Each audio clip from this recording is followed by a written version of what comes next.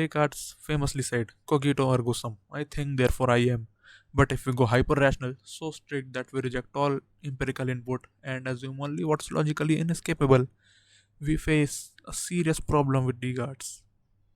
I. Descartes begins the doubt and concludes that there must be a self doing the doubting, but this leap contains unjustified individuation.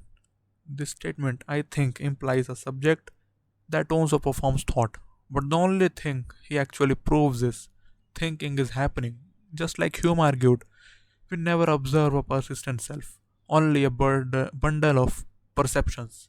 Similarly, in our modified version, thoughts occur, but there is no reason to assume a permanent thinker behind them. This is like upgrading Hume's bundle theory into a discontinuous stream. Thoughts flash into existence, then vanish, and nothing remains in between.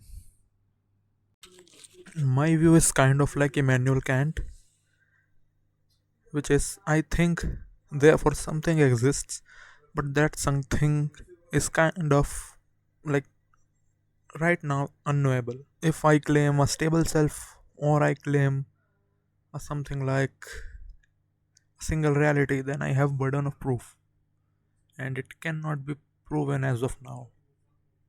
So instead of I think therefore I am, it becomes thinking occurs, therefore thinking exists. Or more radically, thoughts exist, but no thinker can be established. Now let's add a non dualist flavor, say Advaita Vedanta or Spinozism, or even a neutral monism perspective. What if all thoughts are manifestations of a single underlying consciousness? Not my thoughts versus your thoughts, just thoughts appearing in consciousness. Individual selves, just narrative clusters within its thought stream. So we are not talking to each other, rather, consciousness is playing a game of dialogue with itself. We are temporarily distinct thoughts, just like waves in the ocean, separate in appearance but all water.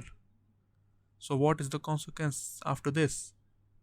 Descartes is half right and half deluded.